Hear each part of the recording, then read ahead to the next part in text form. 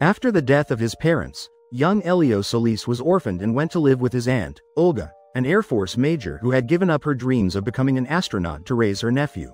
Elio wandered into a closed exhibit on the Voyager 1 spacecraft where he was awed by the idea of discovering other life in space. Later, he wished to be abducted by aliens. Every day, he would lie on the beach waiting, but without any result. One night, a kid named Bryce and his bully friend, Caleb, tampered with Elio's ham radio, which had been receiving signals from space, leading to a fight that injured his left eye. This forced him to wear a patch over his eye for 2 weeks. At Olga's workplace, Elio allegedly sneaked into an emergency meeting where a conspiracy theorist named Gunther Melmack claimed to have found evidence of aliens responding to Voyager and suggested sending a message back. However, he was dismissed by Olga and her colleagues. Elio then used Melmack's device to send his own message, which caused a power outage at the military base and nearly cost Olga her job. Angered by his actions, Olga decided to send him to a youth camp, which he dreaded because Bryce and Caleb were also attending. At camp, Elio escaped from Bryce, Caleb, and 2 other bullies at night as they attempted to scare him. Meanwhile, back at the military base, Olga received strange outer space messages in response to Elio's transmission.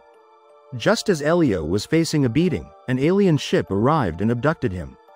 Inside the spaceship, a liquid supercomputer named U welcomed him to the Communiverse, a place where aliens from different worlds shared their knowledge. The other ambassadors mistakenly declared him a candidate for Earth's ambassador, believing he had created the Voyager spacecraft.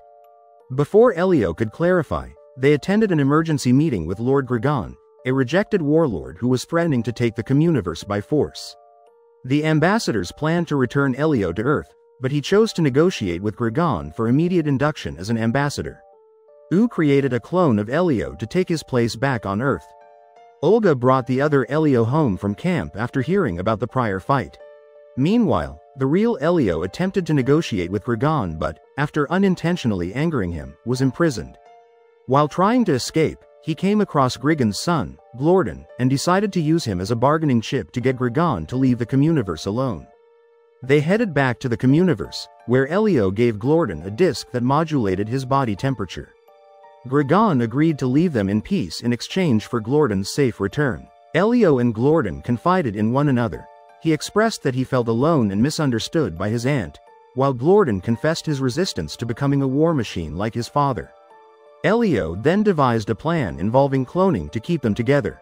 He placed the real Glorden on an escape shuttle and presented Gregon with the clone. However, Gregon noticed the switch and enlisted the help of Ambassador Questa, using her mind-reading powers to locate them. Gregon sent troops to find his son, while Questa, disappointed by Elio's deception, returned him to Earth to protect him from Grigon's wrath. Meanwhile, Glorden accidentally activated the shuttle's controls, sending it on a course toward Earth. Back home, Elio was devastated until he spotted his aunt on the beach searching for him with the other Elio, whom she had already suspected was not her real nephew. After they reconciled, they headed to the military base where Elio's shuttle had been contained. The other Elio sacrificed himself to distract the military, allowing Elio and Olga to sneak into the base. They found Glorden in the shuttle, dying from hypothermia dysregulating his body temperature caused upon landing. Elio and Olga then piloted the shuttle back toward the Communiverse, calling upon Bryce, Melmack, and orbital scientists from around the world for help navigating a dangerous debris field. Upon reaching the Communiverse, they returned Glorden to Gregon. The warlord ripped his own suit open to swaddle his son, saving his life, and apologized to both Glorden and the ambassadors. Elio was welcomed back into the Communiverse, but he declined the offer, deciding that Earth was his home. He then bid his friends farewell and returned to Earth with Olga.